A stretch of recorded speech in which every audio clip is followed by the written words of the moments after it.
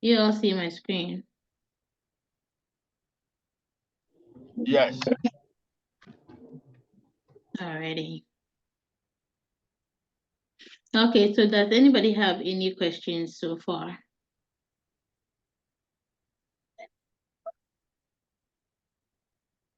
Okay. So yesterday I practically. I have a question. Please, I have a Okay. question for Sandra. Mhm. Please, what's the difference between an LSC and a is it DBA? Yeah, DBA. Yeah, DBA, when you register a DBA, you are doing business as. So if you are doing a business as a dispatcher, you register business and you only does that mean you can only do business as a dispatcher? Yeah, because that's what you are doing business as. But if you register an LLC, you can register an LLC as a dispatching company. But then if you have other services like probably you have a catering service or you have anything, then you can register a DBA under your LLC and also do business as a caterer, even though it is registered under the LLC.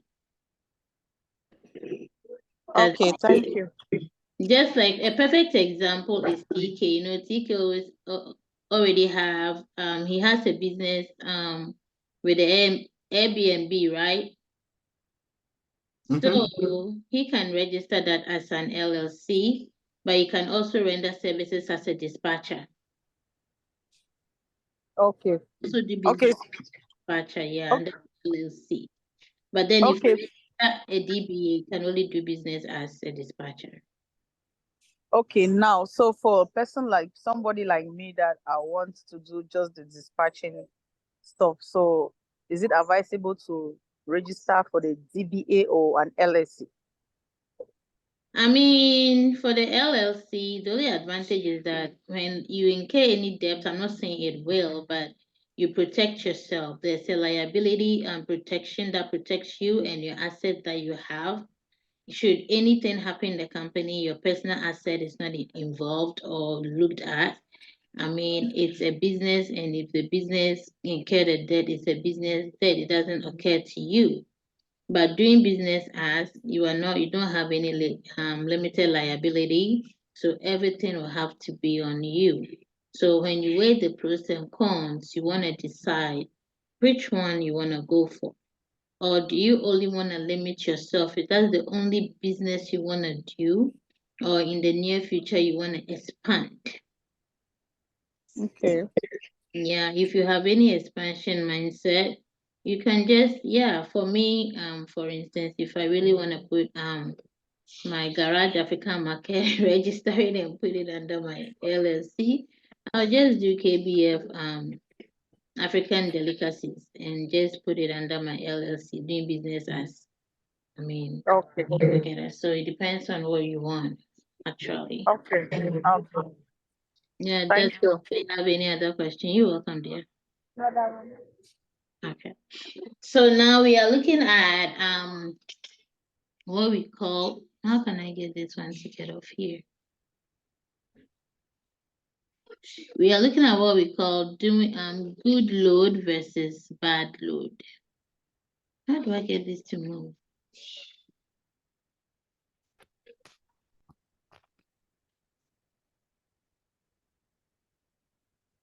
Can anyone tell me what I can do to move this thing from here? I don't like the way it's in my middle.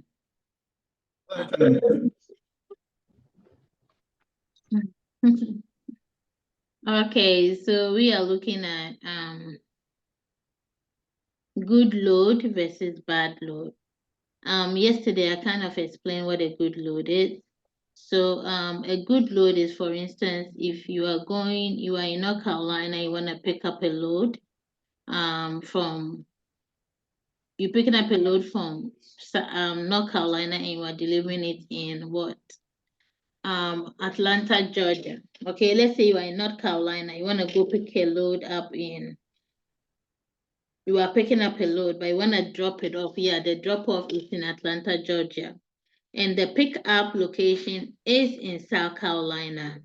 That will be a good load because you are traveling the same route to get there. You are only stopping to pick up the load and continue.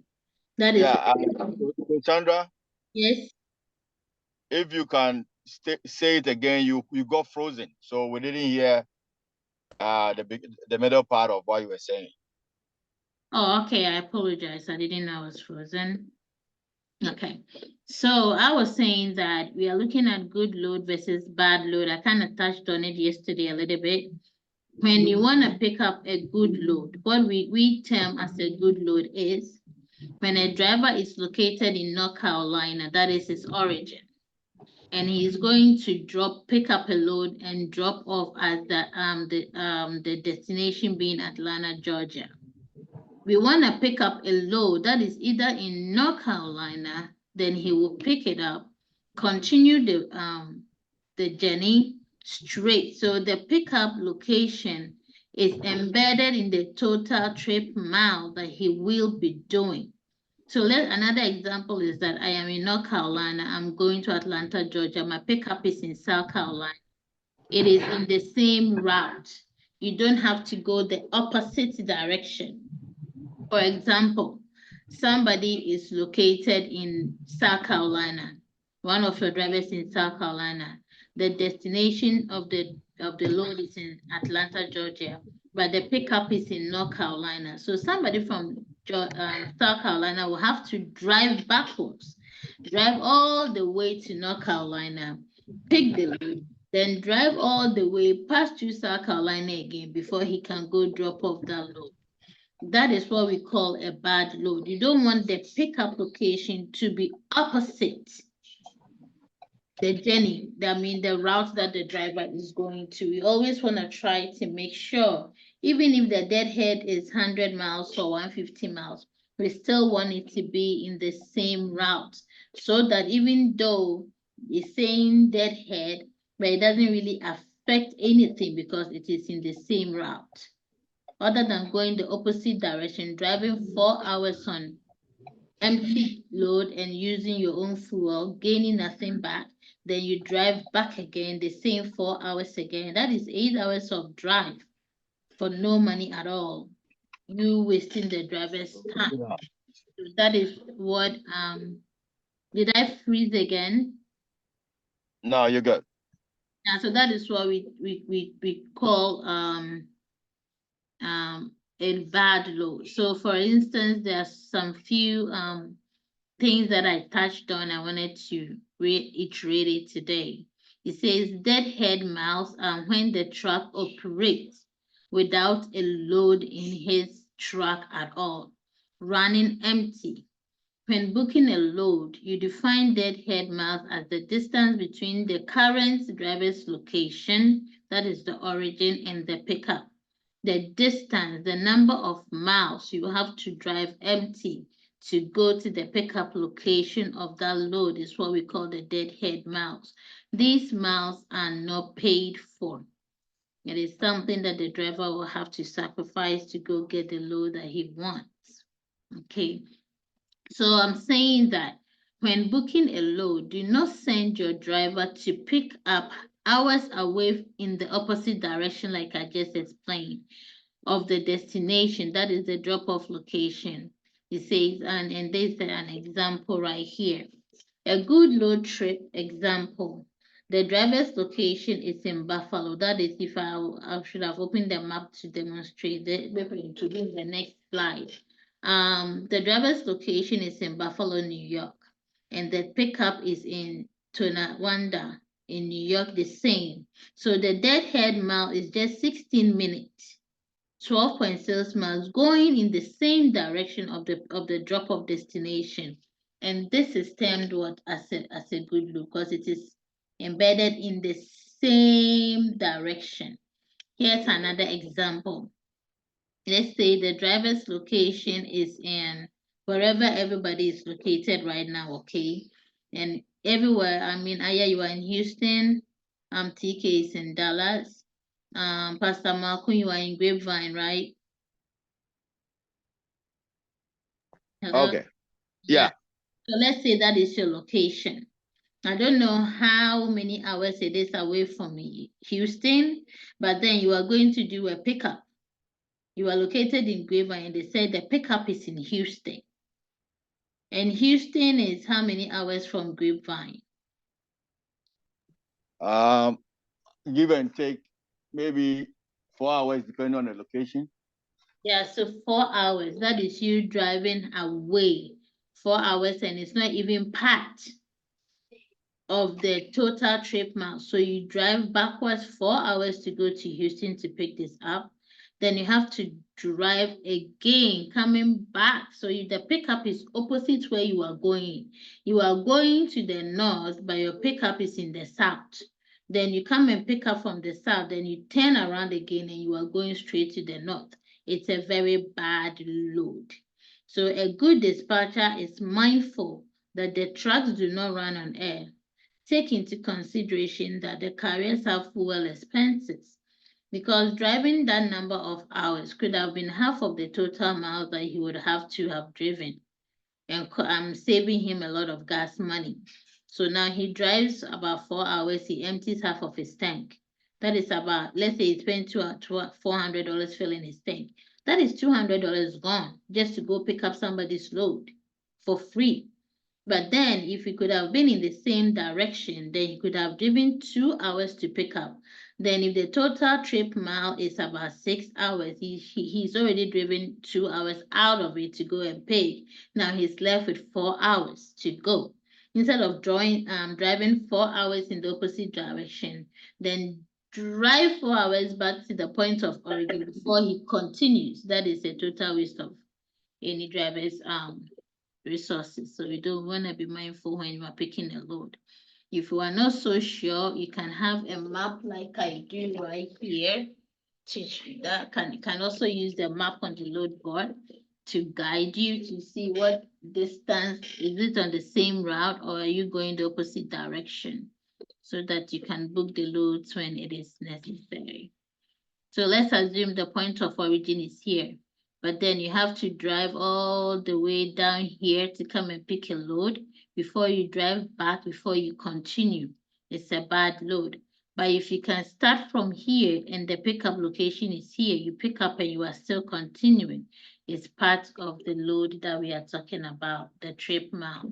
That is a good load. So any load, the pickup is embedded in the total trip mile and it is the same route, it's a good load. Any load that is going opposite the direction of the destination route, it's a bad load. And sometimes, let me be clear, there are drivers, if the broker is paying good, they don't mind going the opposite direction. So you always want to throw the question to them. Hey, I looked at the map. The pickup location is about 2 hours away from where you are right now. Do you want to do that? It's not, you have to drive the opposite direction. But some brokers are so good that they will even, it's not like they have to pay, but some of them go out of their way to even add $100 or $200 to the actual money because of the deadhead mile, if it's that much. So you always want to run it by your driver, make them know that this is what it is. If they say yes, we'll take it, then you've done your part. Okay. Does anybody have any question what a good load is and a bad load is? Do you have the understanding? Before Yes, I have a question. please go ahead. Okay, so according to this, so when you being sent a load on the load board, it automatically shows you the map how the driver has to go, or maybe so that's what you're trying to say, right? Because I was somehow out. Let me go back to okay, I don't have my load board here with me. I wanted to show you something like I showed yesterday. So there's this thing on the map, on the load board. If you click on the total number of miles, it will open up the load board for you. Let me maximize this if it will help you. You see that it will show you that this is your trip. You are picking up from here. You are going here. Yeah. Okay. And it will even tell you the route that you can take. So in case your driver is stuck and tell, hey, I am on this, then you can even use this to direct him to get him out of there. Yeah, so the map, you have the map that is part of the DAT board that should give you a clear clarity to make informed decision. So with this, you can know anywhere there is this point, that means that that is how it's going to be. This is your point of origin. This is your pickup location, and this is your destination. It is one route. So if you were here and the pickup location was away from you, you will see that you are studying here. You will go here before you come back here, before you continue. So you Okay. like it's just you can take a glance from the map and you know. But one thing about this business is that when you do it for about a month, you will know the ins and outs. It doesn't take you long to figure it out at all. Because everything is visible on your laptop. It's just a click away, then you can just read the map and just go. All right. Okay. Yeah. Thank you. Away. Any other question? Okay. So how to calculate the cost per mile? The cost per mile is derived when a driver, a carrier has already done his own homework at home, knowing that these are my overhead costs and these are my variable costs. Okay. My variable cost, means that it can vary. The petrol fuel expenses can vary. Maintenance costs can vary because depending on what needs to be maintained, the prices will be different. So your overhead costs, some of them are also constant. What you pay, like your insurance every month, is the same. Okay. Probably your hotel bills, you know that if this trip I have to, if you don't want to sleep in your car and I have to sleep outside a hotel, probably it will cost me for a 2 weeks out run, I might spend about $500 to $600 sleeping in hotels. And that you do all those costs and you make sure that you divide, you subtract your overhead cost from your variable cost, then whatever amount that you have, you divide it by the number of days that you need to run, and that will give you your cost per mile. Okay, you, the driver, can determine what your cost per mile is. So if a driver determines that his cost per mile is $2.50, that is how much it will cost him, the driver, to move his truck to even work in any given day. So you have that cost per mile already established. You know it, your driver knows it, okay? So with that in mind, when you are looking at any load for your driver, you are taking into consideration what his cost per mile is. So you just don't book up any load for him because his cost per mile, you don't know what his cost per mile is. He'll be running at a loss. Okay. So when you know that of all your drivers, because you let them do their variable cost and their overhead cost to really do the calculation to determine which of their what is their cost per mile. So if I'm booking up a load, for instance, the example that I'm showing here, if I see a load that is in Waverly, New York, going to Cartersville in Georgia, they are paying 1,800 total miles. Okay, the 1,800 is the rate, but the miles that the driver will be driving is just about $861. So I am calculating the rate per mile. Okay, the driver is ready to pay this rate per mile, and I know what it will cost my driver to move per mile. So when I do the division, take the amount of money they are paying, divided by the total number of miles he will be driving. This particular one, I'm not even factoring in the deadhead. No, we don't add it here. It's just the total trip mile. Then you divide it and you see that the rate per mile is $2.09. But then my driver's cost per mile was $2.50. This should tell me that this is not a good load for my driver. It is not a good load for my driver. If he picks up this load, even though it looks so appealing, the rate they are paying is so good because it's just only 861 miles and they are paying double. the miles. So looking at it, it looks so good, right? But does it help your driver? It doesn't help him. So this, your driver will not, I won't even go ahead and call this broker for this load. But for instance, okay, if when we did his cost per mile and we realized that his cost per mile was $1.50, it only cost him $1.50 to move his truck per mile, then this $2.09 would have been the best load ever for him because it's Okay. way above his cost. Cassandra, can I interrupt you? Please do. Yeah, yesterday I know you showed the load board, and some of them had like cost per mile, like one was like $3 or something. So will you do this calculation in where you don't have that specification on the load? I mean, if it doesn't show right there, you will have to do it. You will have to do it to make sure that this load is a good one, it's a good fit for your driver. Because Okay. what you will see on the load board is the rate per mile. It's how much the broker is willing to pay per mile. That is different from your cost per mile. The driver is willing to pay this rate per mile. So that one is what we calculate here. Divide the total amount of money by the total trip mile to get the rate per mile. But your driver has done what it will cost him, his variable cost and his overhead cost, what it will cost him. The variable cost is like fuel. Fuel is not static, okay? It's dynamic. It changes over time. I mean, when your truck breaks down, it depends on what part of your truck needs maintenance. So that one too is variable. It can change over time, okay? But what is constant for you is what we call what your car insurance is constant for you. The amount of money you are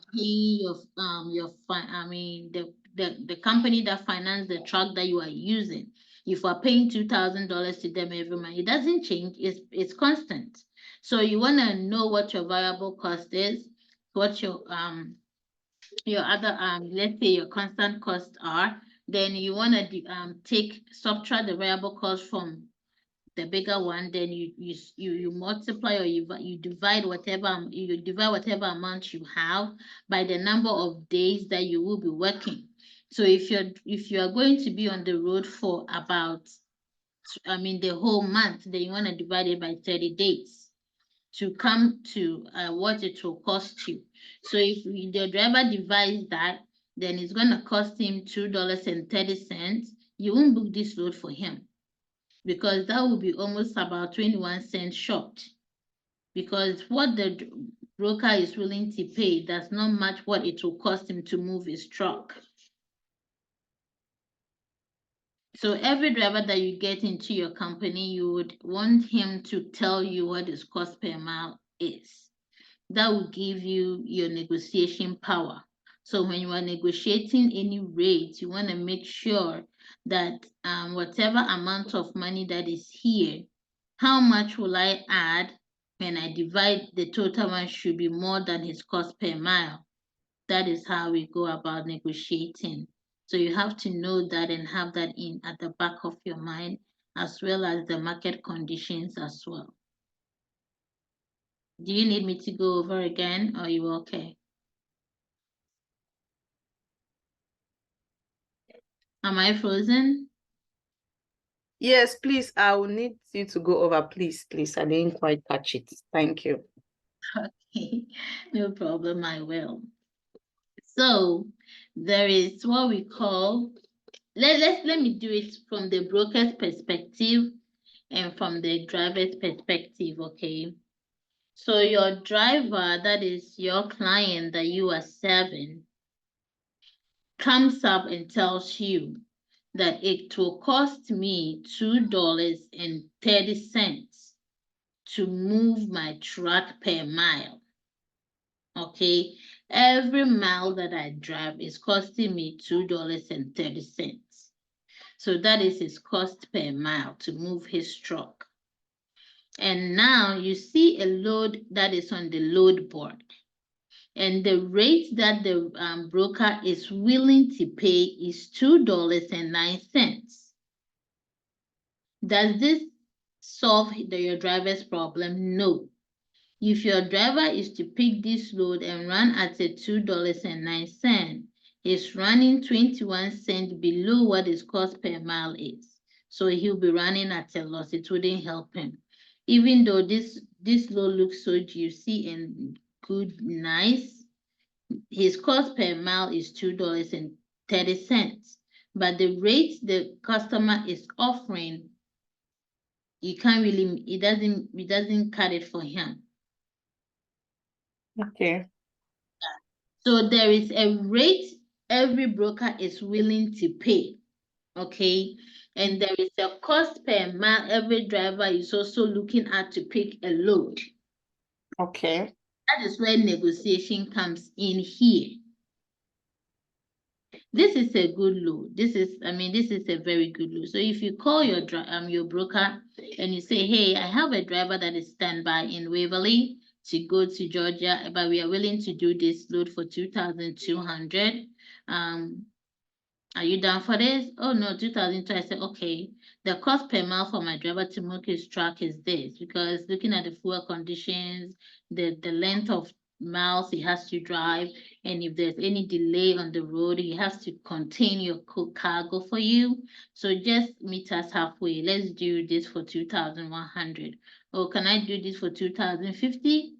So when 2,050 meets your driver's cost per mile, why not?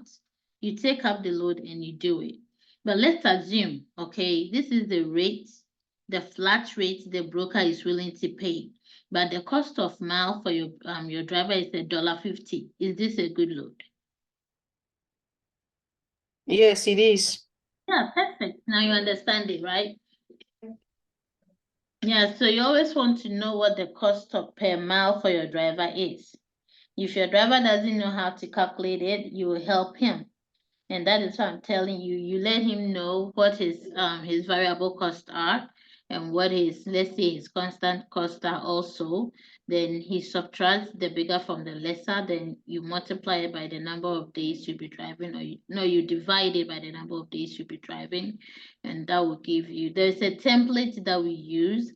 I have it. So after the class, I'll just post it in the chat so that you can all open it up and take a look at what variable costs are and how you can determine that.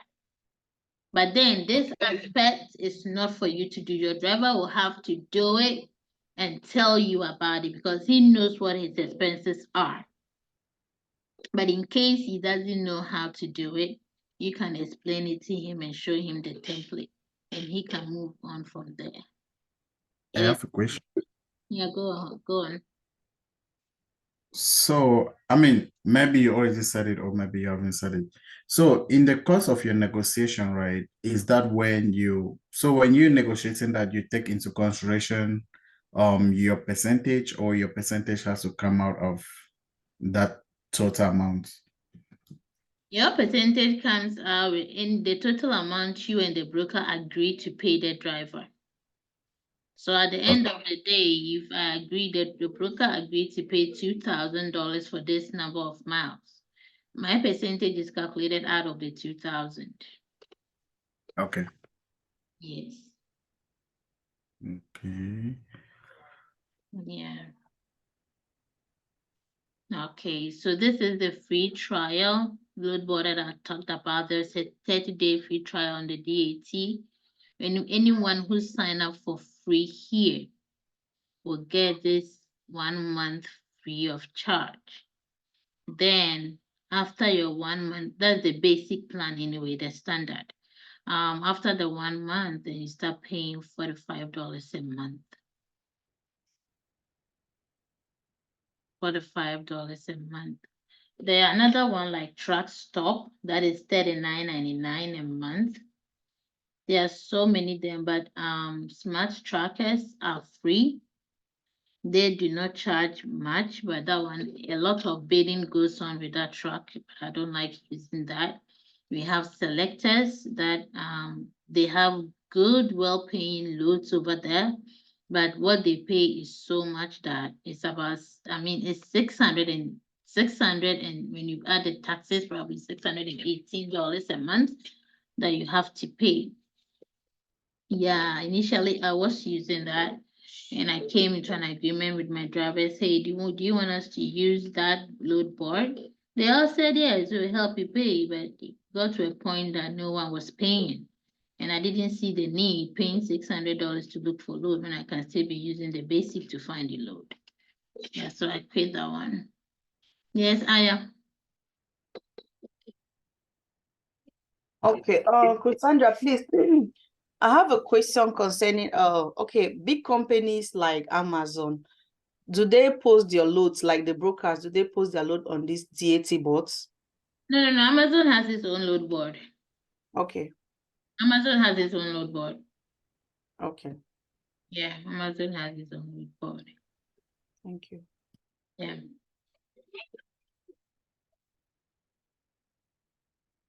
Okay. So with the Amazon load board, you have to be paying monthly to them, or?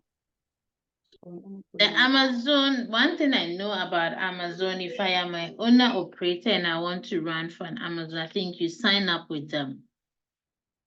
You sign up with them, it's like a contract. Oh, And okay. yeah, every day they will tell you where to pick up the load and go drop it and when to pick up, and yeah, at a Okay. rate. So they might have a dedicated route that they might assign you to. Yeah. Yeah. So Thank you. yeah, you're welcome. If you want to go sign up a contract with Amazon, they will ask you the number of trucks you have. The minimum I know is about 5. But then I mean, I looked into it some time ago, but I didn't forward it, so I'm not so sure. So this is where we are, setting up the business with all the information, I mean, the inside and out of how the industry works. This is the time you want to decide, this is for me or this is not for me. I want to go ahead and register my own company. Then these are the next step. This is where we are. And this step is solely dedicated to Pastor Amoakong. If you want his help, it can help you get your company started off the ground very fast. If you want to take your time and do it on your own, there is a website called Wix that you can go there, and if you want to be creative, but hey, if you don't have the professional touch, you don't. That one, I won't lie to you. When I first started, I did everything for myself on Wix, but when Pastor Marcus looked at it, he almost threw up. So what do you have there? I say, hey, that is my own work I did. But he optimized it and really refined it for me.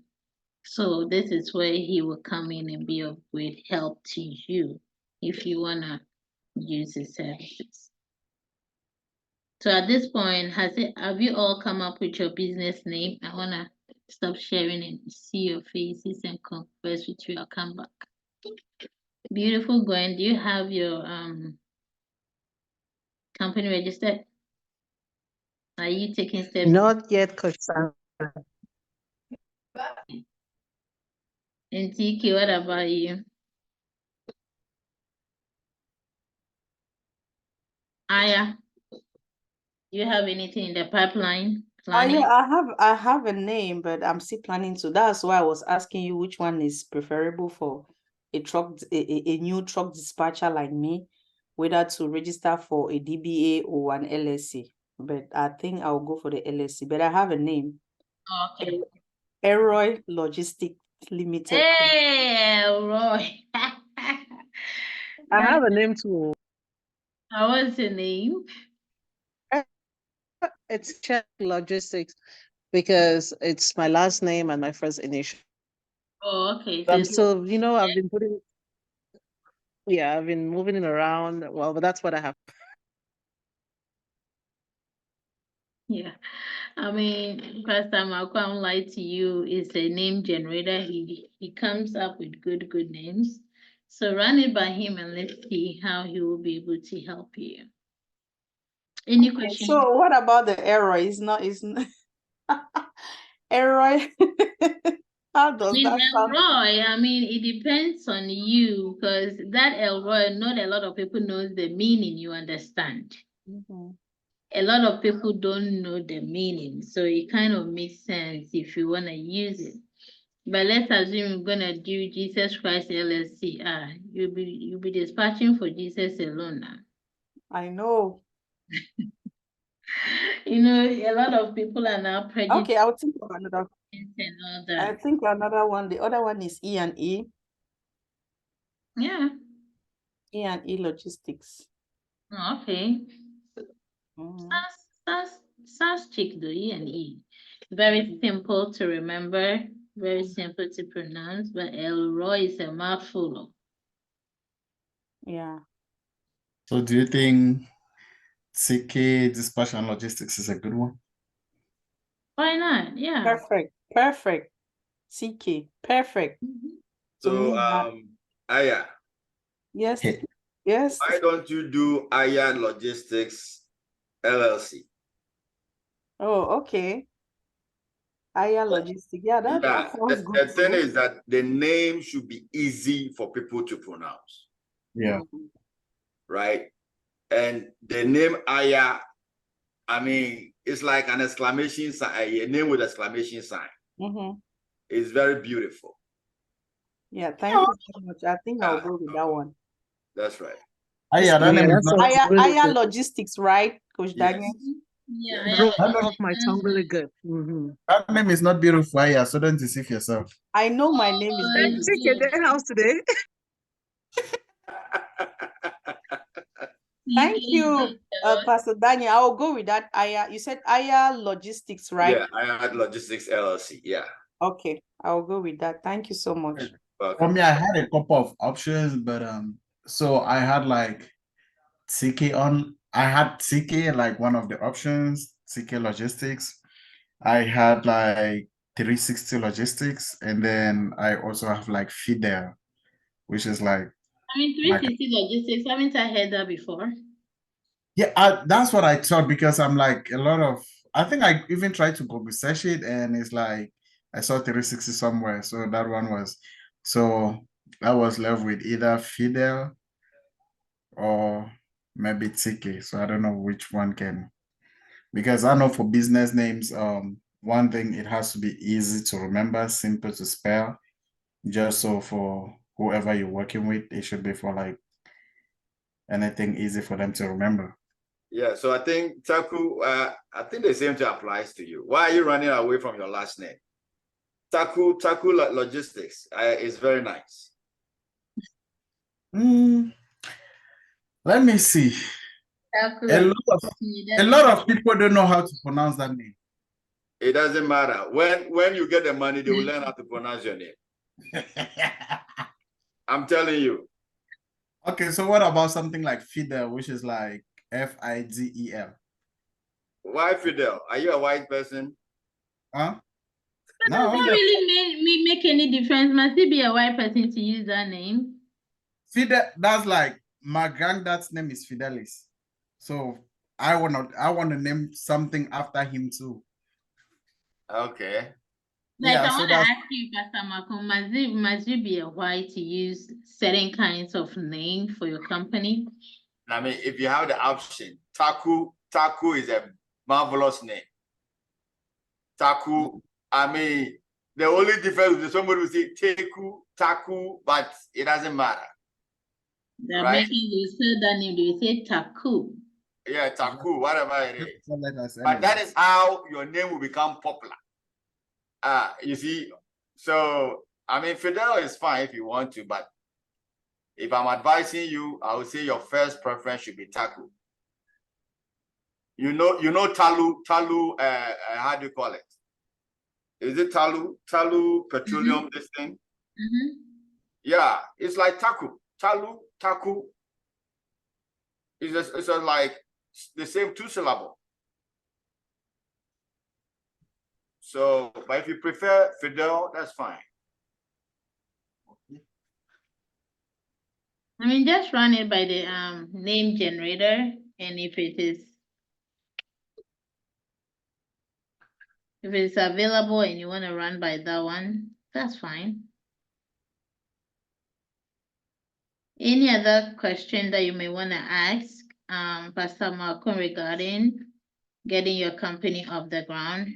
This is the time before I move on to the next section.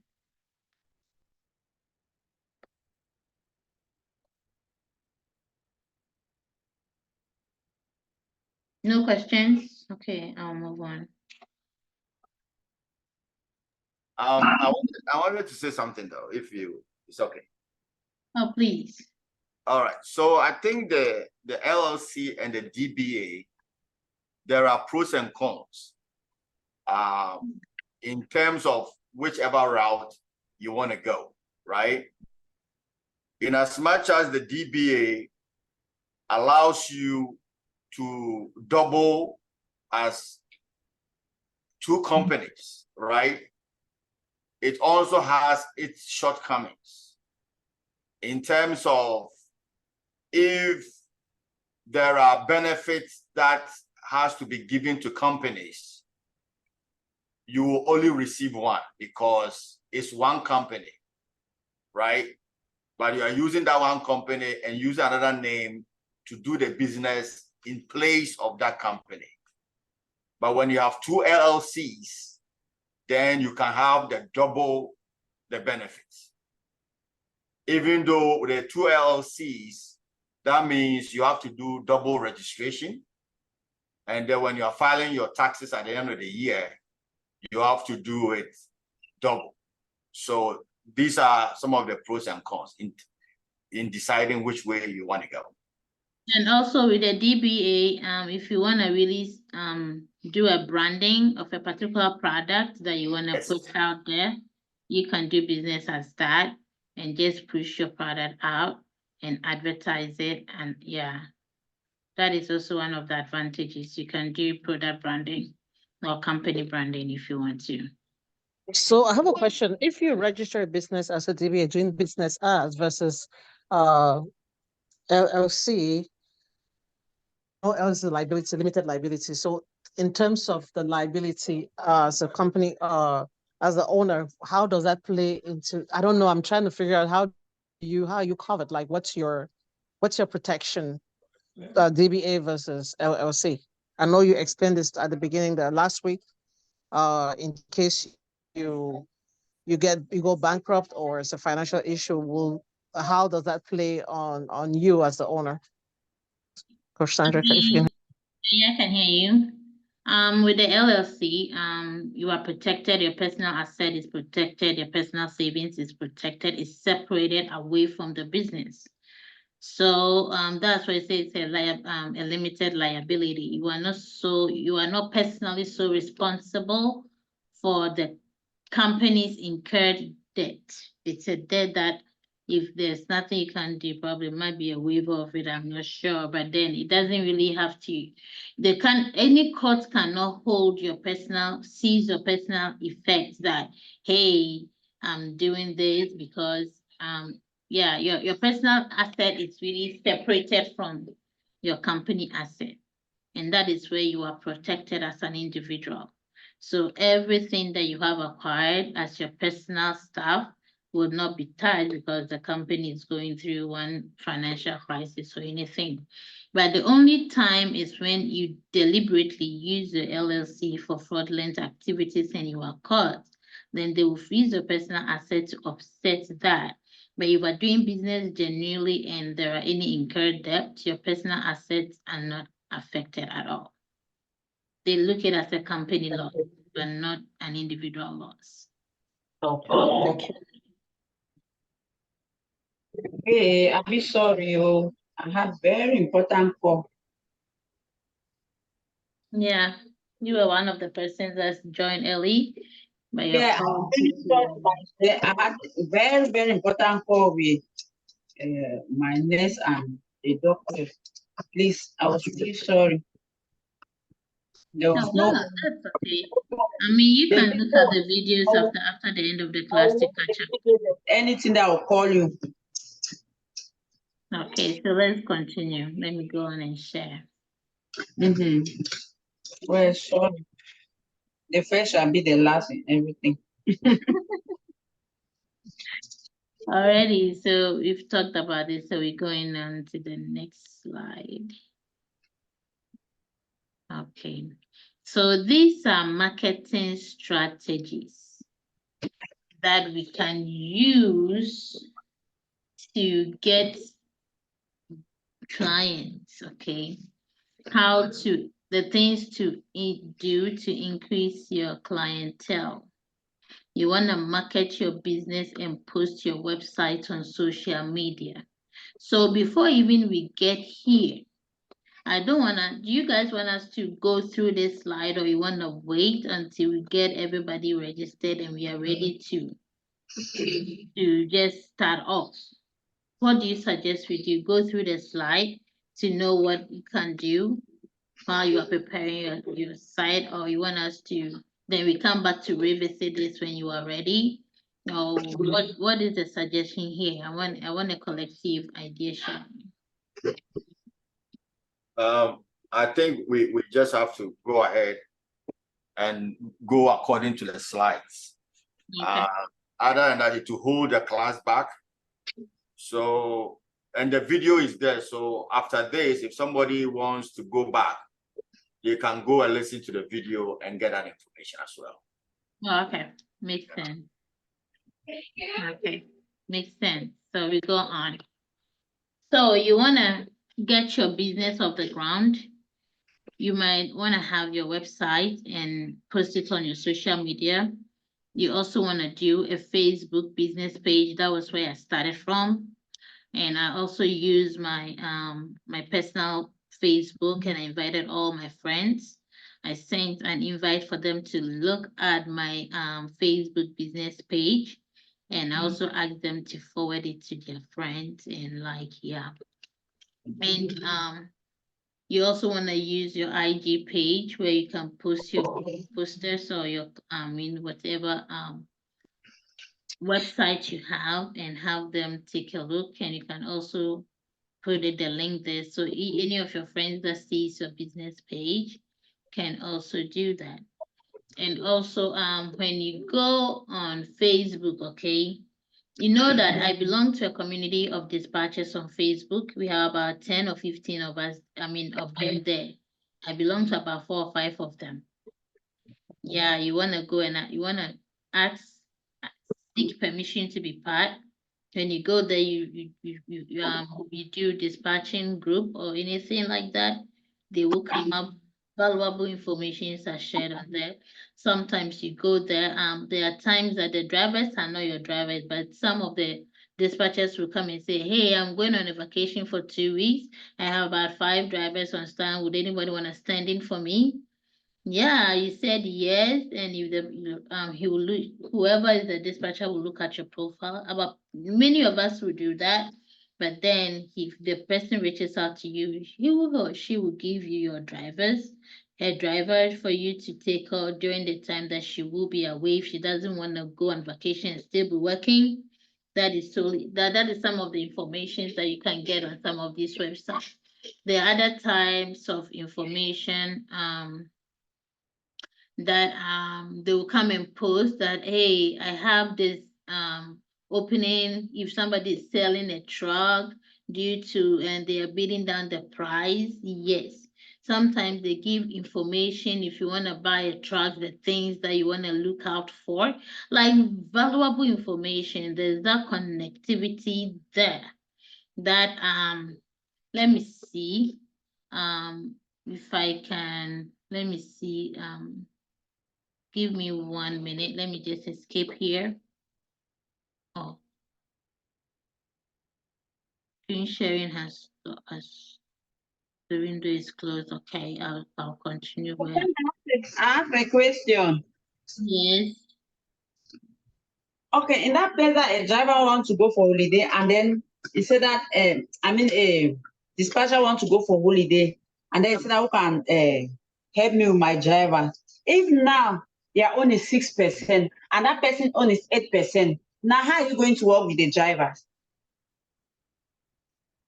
Now you only work with those drivers at the person's current rate. You wouldn't go there and reduce it to no. Okay, you work with the person's rate, right? Because that's Okay. what the drivers are used to. Okay. You Okay. wouldn't want to go change anything at all.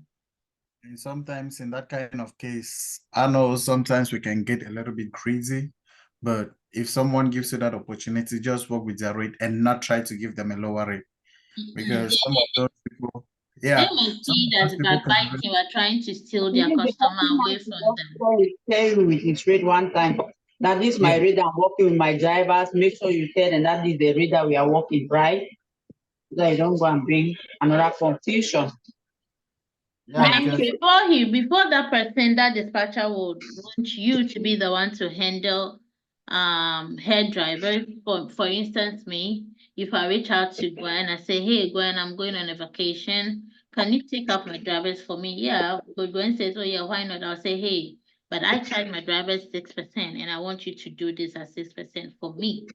He's not Okay. doing the drivers a favor, he's doing me the favor. Mm-hmm. As I'm doing her the favor. So it's just my drivers for a short period of time that you want to help dispatch, but at this rate. Do your own personal drivers at the rates that you are charging them, but my drivers is at this rate. Okay. Yeah. Thank you. And you're welcome. But also, if you still want to maintain your own rate and you want to tell the person that, hey, I can only do it at my own rate, let he or she tell his drivers what you are saying. If they agree to work with you, they will agree to work with you. But if not, stay with that person's rate and don't beat it down. So if the person's rate is higher than yours, that is good though. It's good. But if his rate is lower than yours, then you just want to maintain what his drivers are comfortable with, or they won't want you. So like I said, you want to create a Facebook and Instagram business account and do ads. That is the last resort, because me, I don't even push ads on my Facebook page. No. You also want to create flyers and brand. I say brand your car. You don't want to brand your car and go and write KBF Coastal Logistics on my car. I'm not doing that for no reason. Like it will not happen. So you want to just create, you want to just be walking and driving my son to school and my car is no, I don't want that. So you don't want to brand your car. You want to create flyer, but I just put it there if so, in case you want to do that to your car, or you have any extra car that you want to use it for your business runs, and that is you want to advertise, let people know. I mean, you can only do a poster and post it at the back of your car when you are going out, but you don't want to go brand your whole entire car and paint it the color of your website or not. But you can just do a poster and paste it on your car as a means of advertisement. Like if you are driving in town, people, other drivers can see, pick up your number and give you a call. That is also one of the ways you can go about it. Okay. You can also do short, you can do short, how do we call it, reels on Facebook. You can do short reels on Instagram, on YouTube, just to put your business out there. Hey, hi, I'm going to announce a new LLC for dispatchers. We do this like 5-minute reels or 3-minute reels. I mean, at the comfort of your home, you can just do it and push it on social media to capture audience. And you might put your number, your contact information, a link to your website at the end of the video just to pull people to you. So these are the ways, and this is my favorite part. You can distribute your business card to truck drivers at the various truck stop and your flyers. And also you can speak to friends and family and ask them to tell their friends and family that you know somebody that drives a truck, and that person also knows like word by mouth. You can also do that. And you can also contact any consulting services that can push your business and sell your company and create awareness and drive leads to your company. I quite contacted Dr. Francis Danielle, that she was into some of these things, and when I reached out to her and her team, They were willing to charge me like $1,000 every month for pushing reels. So like, why would I pay you $1,000 every month to just be creating awareness for me on Facebook? Like, I can't do that myself. But that is how much people will charge you to create. But if you want to try that, that is up to you. I wouldn't say don't go for it. If organizations know how to get you the results that you need, and you can afford that services, by all means do it. You can also create a LinkedIn profile and post about your business on LinkedIn. It is one of the somebody told me it is one of the most one of the ways that big companies you can land contracts actually. When you do LinkedIn and other big companies can see you and know about you, like if you have trucks in your company, so if they need a dispatcher to handle, you can also land contracts from there. And you can also have to become friends with a lot of truck drivers and brokers. I mean, this part, I necessarily didn't do this, like getting to know them is where I mounted a food stand at one of their truck stops and invited them to come and eat and have a conversation and laughing moments with them.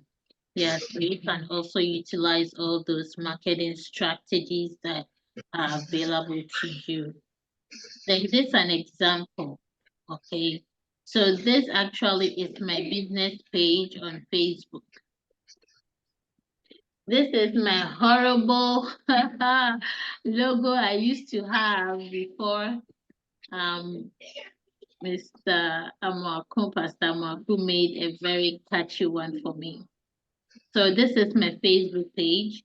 It is when you look me up on Facebook and you type KBF Consult Logistics, you will see my business page. You can all go there. Sorry. You can all go there and like my page and follow me there. I would so much appreciate it. No, you can help yourself with this. Don't do that. No, go. No, get down. So that is, and this is one of the flyers I had there, but now I have a new one. So all these you can do. This is my business Facebook page. An example of the flyer I wanted to show. And also this is one of my Facebook page as well. I'm telling people what I have, the people who I work with. Okay, go. Bye. Bye. Oh, Jesus.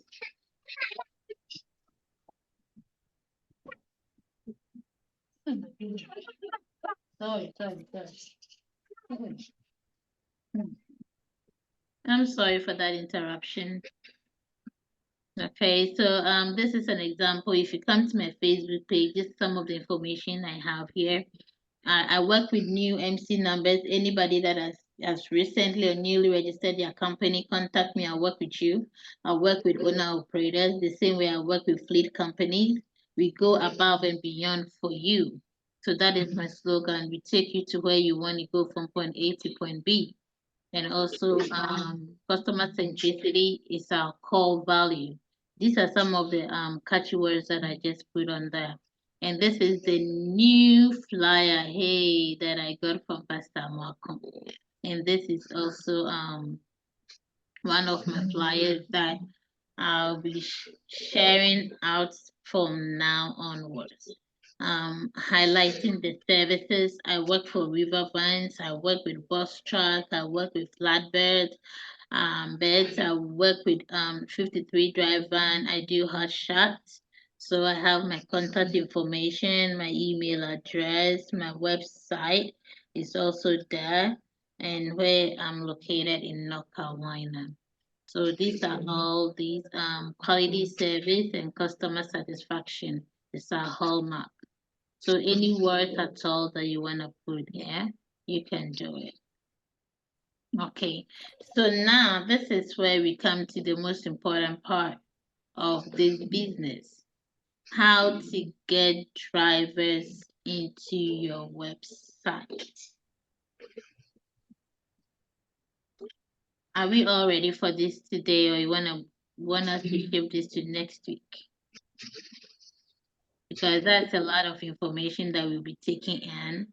And I want you all to have a fresh mind to capture all those. But we still have a lot of time. So we go through it now, or you want us to push it to next week?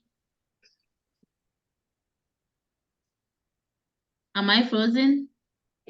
No, you're not. So, I mean, I want a collective idea because it's a lot of information that will be taken down today.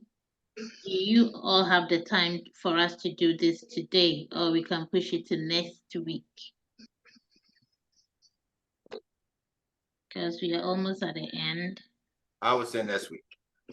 What about you guys? Any other person who wants to go through it today? Next week, Next Saturday. week, Saturday for me. Okay. Because yeah, this is where I want us all to pay so attention to how you are going to be identifying potential client. You will have a whole lot of them. You will have to decide who you want to call. You can decide to let the Holy Spirit guide you as to who to make that call to, or you can just do random calling. Random calling, and you want to come up with a speech, an example of what you want to say. And that one too, when we get there, we can collectively help one another here to tailor how you want to call. I have, I'm putting down a point that you can put in your elevator page when you want to. So I have 3. This for me, this is what I use when I'm calling. If I'm looking for drivers. DAT directory will give you a list of carriers you can call, can give you a list of brokers that you can connect to, sell your business to them, let them know you exist, let them know you are there to work with, you are free, you are flexible, you are on top, you want to just put yourself out there. Very simple. Doesn't take you a lot of time to do that. Then we have what we call the FMCSA board.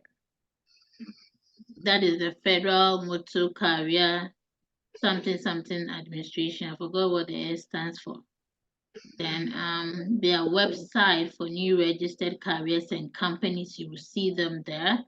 And also there is Quick Transport Solutions that you can also go there and find carriers, drivers, companies, single operators, those who have more than 5 trucks. If you're looking for more than 30 trucks, if you put that requirement in and you hit the set button, it will put all the companies of your specific requirement or the information that you fed the system with.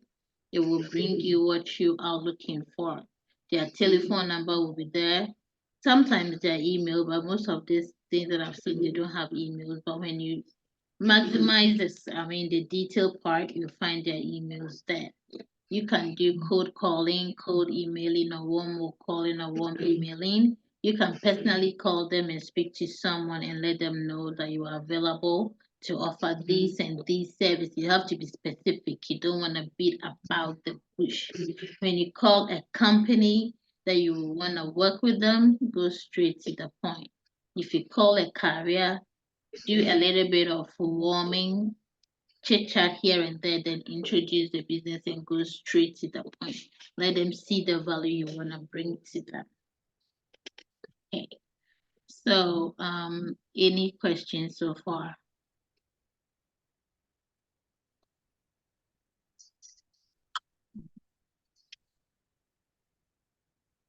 Does anybody have any question?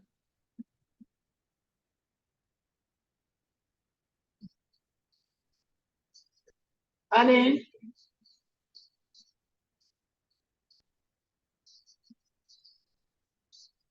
Any questions so far?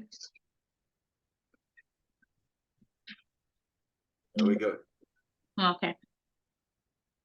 If not, then today's class will come to an end earlier than expected. So we can just hang out here and just ask questions or clarifications or any contributions, anything. Okay, so I'm doing a retrospective right here with you all. Yeah. Yeah, we are going to do retrospective. So thank you all for coming to today's retrospective. So this is actually the fourth session that brings us to the end of our our second sprint. So what are the things that you think as a presenter of this class I'm doing well and I'm not doing well? What are the things you think I can inculcate into me and incorporate into the presentation that will optimize the learning flow?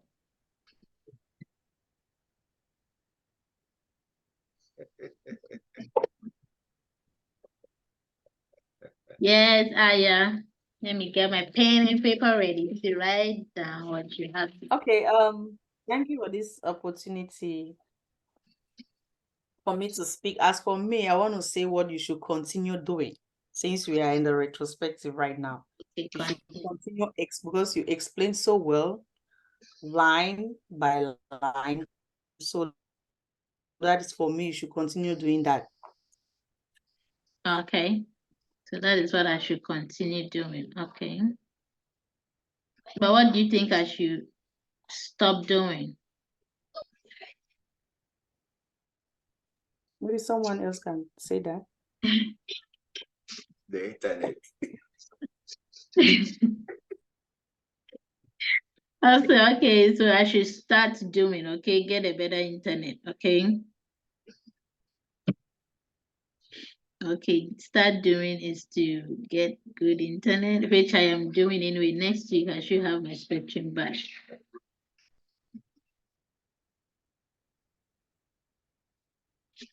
Okay, what else? What are the learning outcomes that you have learned, or what are the things that should be stopped doing here, and what are our actionable items that we want to move forward?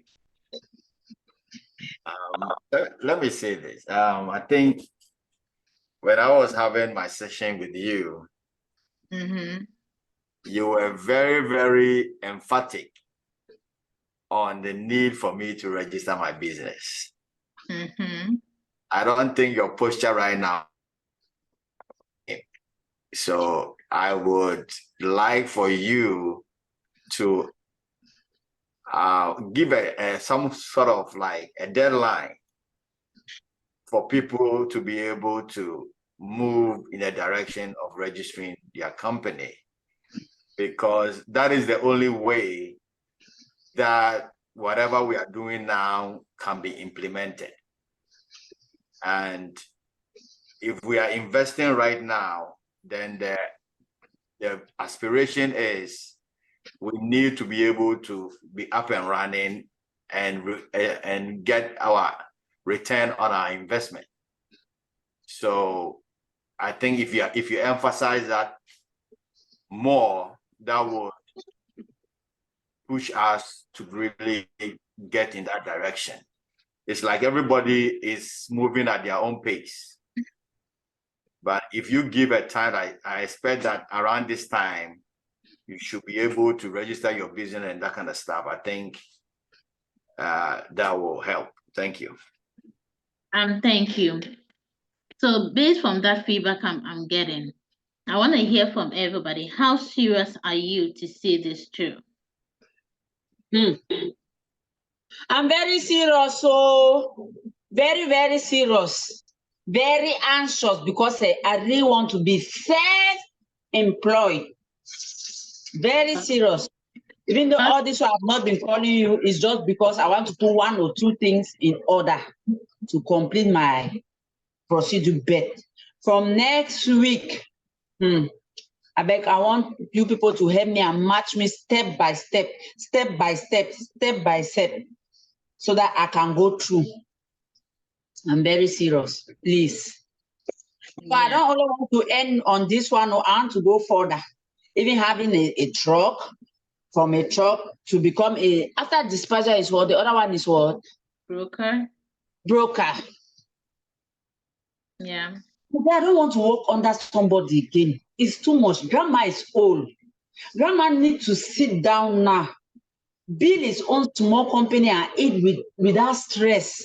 Where every day grandma is out, behind people, wiping shit, cleaning this, all type of noise. I cannot even attend class today because of nurse and doctor.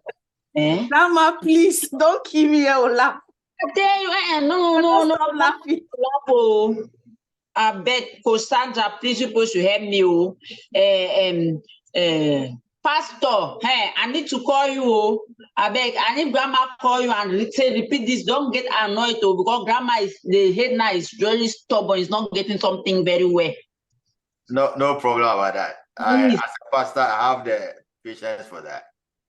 Please, because you have And to do. also there's this one thing that I want to tell everybody.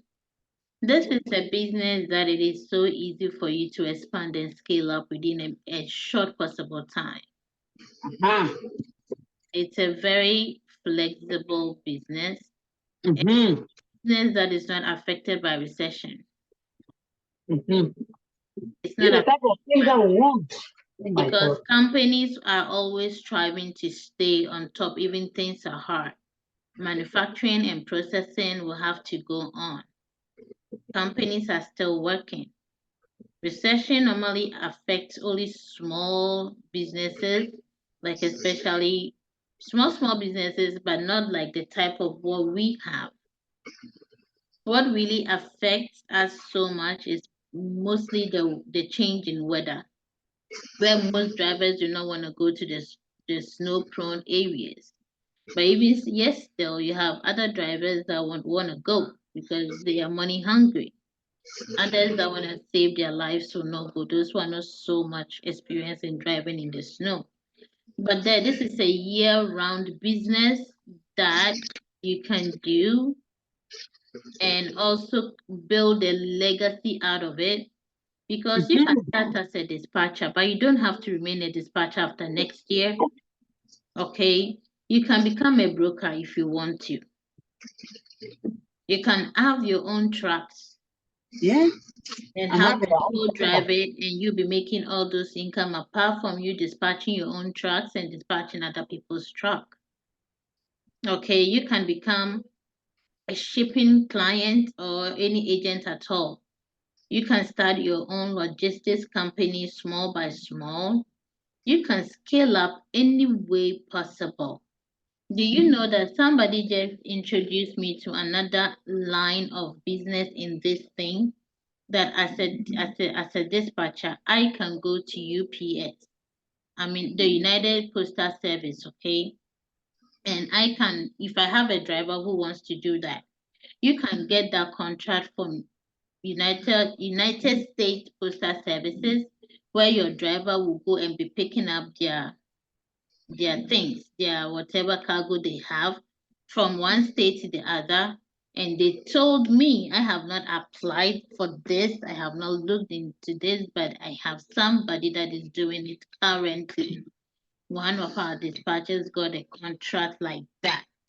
And they are paying no less than $25,000 a month. A month, but you have to pay your own fuel. So fuel price there inside. Your driver, you go pay them from that one inside. But let's assume you are paying your driver, even if it is $12,000 or $15,000 with his fuel and everything, you get to be sitting in your house and make a chill of $10,000 free of charge. I'm yet to look into that because he gave me the website and all that. So I'm yet to look at it and see how. Cassandra, can you say that again, please? Can you take it over? I didn't hear what you said. Yeah, I just had money. Please say that again. It was just only on money. I just had money. I want you to take it over again. Cassandra, say that again. Somebody that when we hear money, hey. Somebody that somebody, I won't tell you who it is, but somebody shared this information with me that the United States Postal Services, they normally have this contract that you can buy for. that you get a contract that, hey, I have a driver that can move your thing from state to state. You understand? You pick one from North Dakota, North Carolina, you drop it at New Jersey, you pick their mailing stuff and you drop it. So at the end of the month, depending on what truck you are using, but the person that told me this was having a bus truck and they pay him $25,000 a month. That is what the contract says. So whichever driver that you also take the contract and you sublet to that driver, like let's say, excuse me, TK, with all respect to you, like TK is an owner, operator, okay, he has his own truck. I take this contract I have, I say, hey, TK, I have this contract.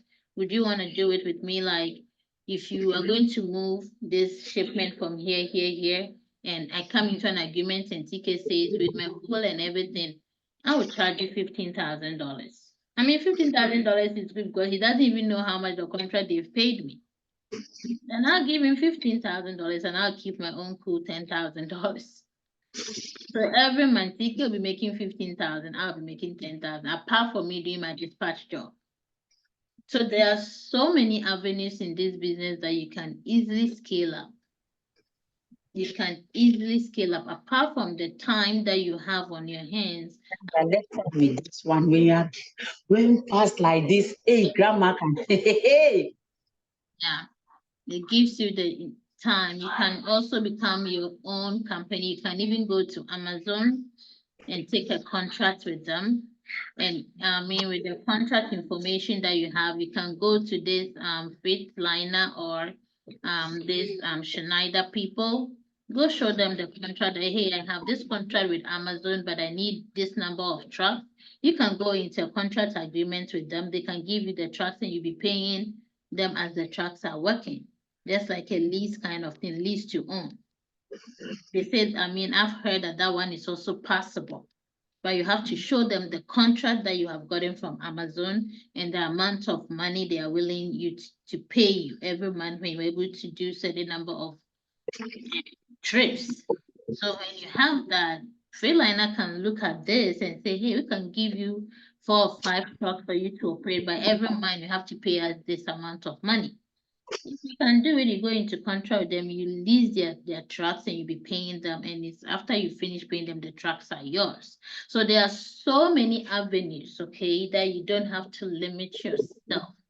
But you can start from point A, push yourself to point B until you get to point Z. That is up to you. And that is the mindset you have, because your aspirations for your life and the people that you love is different from me. I want to have that soft life and flexible life. I want my children to have that soft life and flexible life.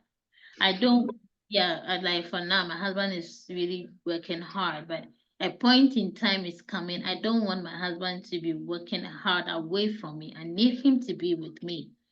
I need his comfort. I need his conversation. I need him to be there for my kids. So these are, hey, Ben. Do you know how hard it is that for 2 weeks, for 1 week, you are just here by yourself without your man? It's hard. And I want to scale to a level whereby, he will have to scale himself also, but for me, if I need him the way I need him, then I want to do well by him so I can have him all the time with me. But right now we are suffering to gain something and to establish something. So it's understandable. But then there are so many little, things that you can do that you can scale up so easily and so faster.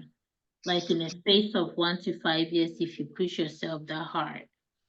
And let me tell you, in this profession that we are all trying to get into, and that is the Scrum, if you should get a remote work, how do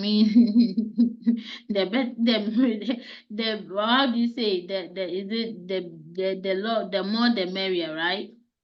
You can still be doing your remote job at home and still be doing your dispatch by the side, sitting at one table. Your Scrum laptop is here, your distant laptop is here.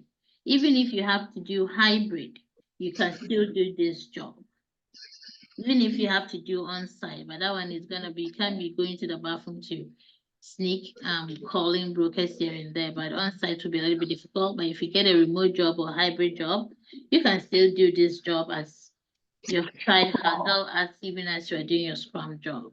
So it's a win-win and a gain here. And also you can get the time that you want to have time for yourself and also enjoy life. Yeah. So please, yeah. No, sorry to interrupt you. This was for Pastor. He said he was going to recommend some of those desktops that he was showing to us yesterday from brands, if you were interested. If we could do that at the end of this class. Please. Say that again. I know yesterday you said you were going to recommend some of the desktops that can carry like 3 screens at the end of the class. If you could suggest some of them for us so we can start looking. Okay, no problem. Thank you. Welcome. Okay, so our actionable item for this perspective is that everybody should have their business registered. You should be starting to get your website designed for you. You should have a logo. Facebook business page, you can just do this right now. It only take you 5 minutes to create that page. When your logos and your flyers are ready, you just upload them over there. So before next week, these are some of the actionable items that we want to see being implemented as we go forward.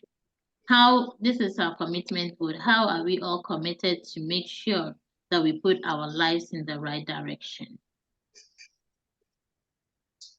Very. This thing is having a lighting.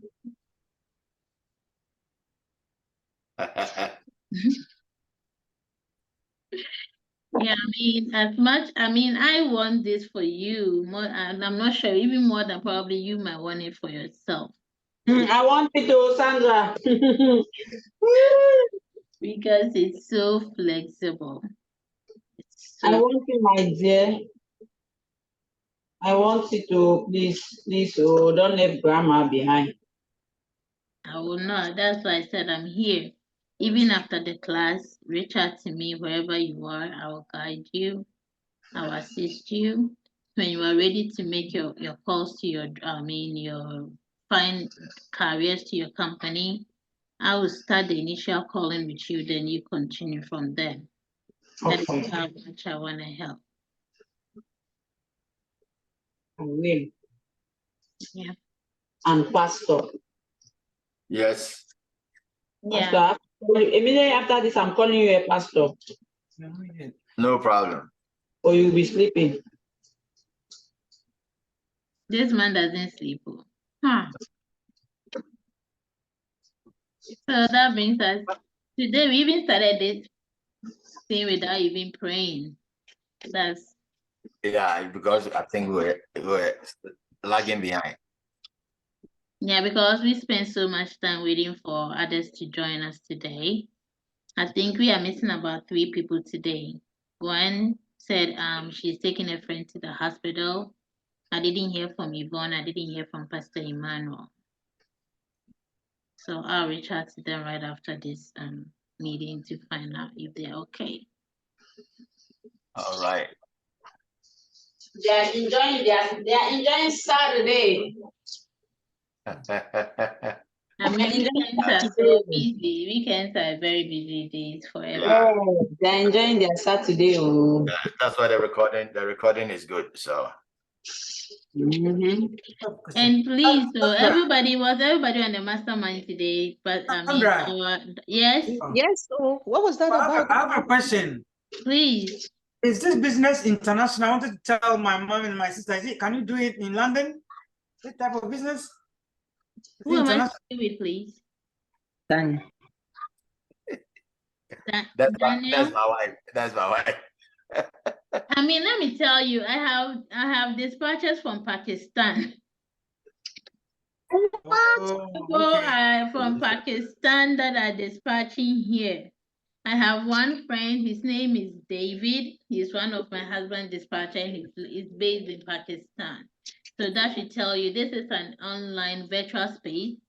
Everything you are doing is online.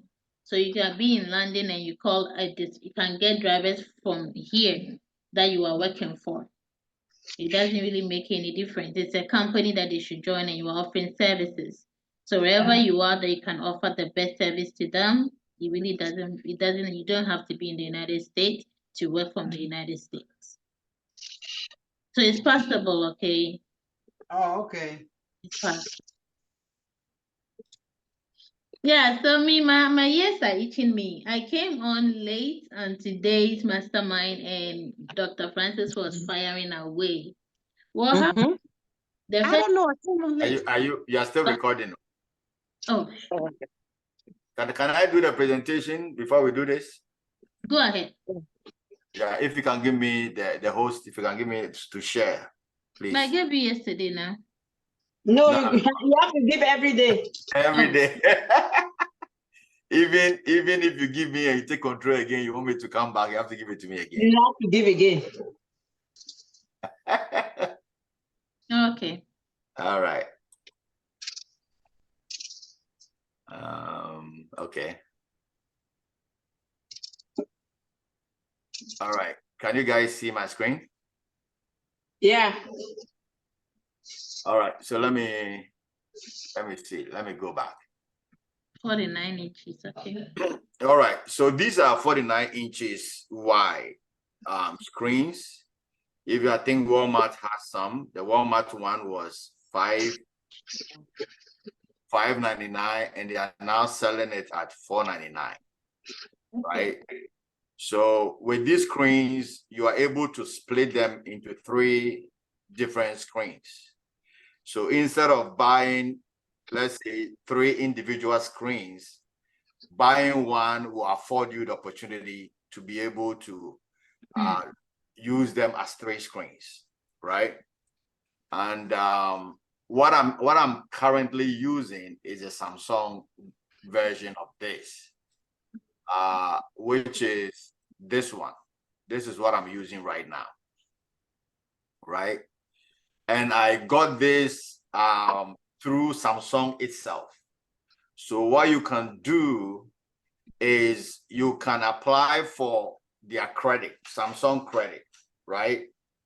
And then once you order, like this one, for example, the initial price is $1,499, almost $1,500, right?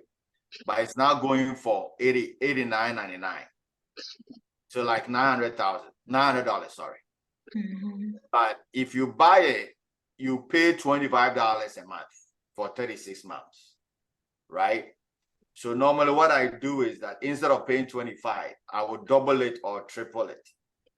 That way you reduce the interest that will accrue against the borrowed amount, right? So, and like we're saying, all these things is going to be part of your business expenses. So when you're filing your taxes for your business, all these things can become deductions, right?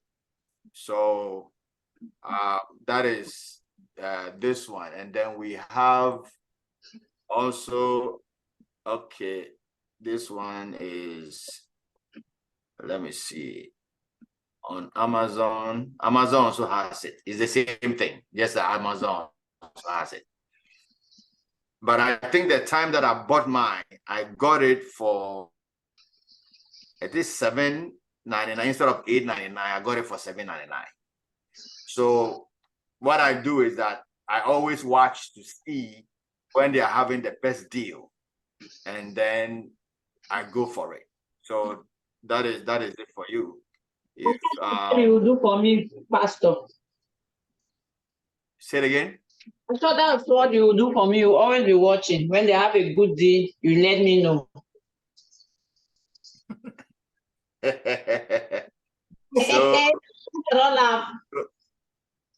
Okay, so there are different versions, right? You know, like this one is Odyssey Neo G9. The original price is $2,199, so like $2,200, and they are selling it for $1,300 right now.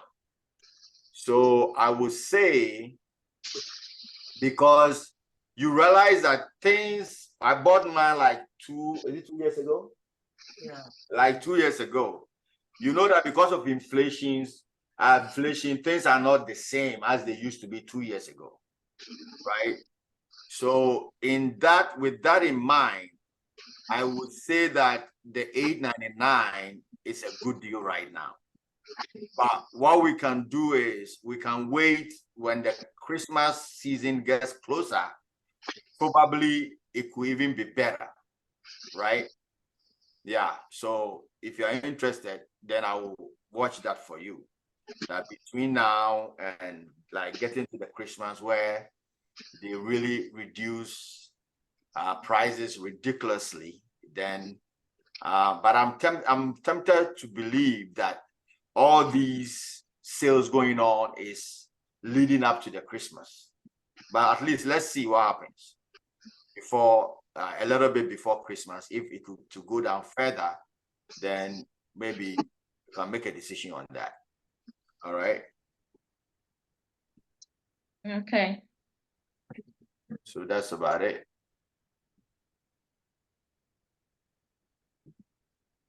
Thank you, Pastor Daniel, for this information. All right. Welcome. Alrighty. Thank you. I appreciate it. Anytime. Pastor, thank you so much. Welcome right there. Okay. So that brings us to the end of today's session. Yeah. Um, You can end the recording now if you We want. had to say to be in a family is good. Family is power. Yeah, family is good and family is power.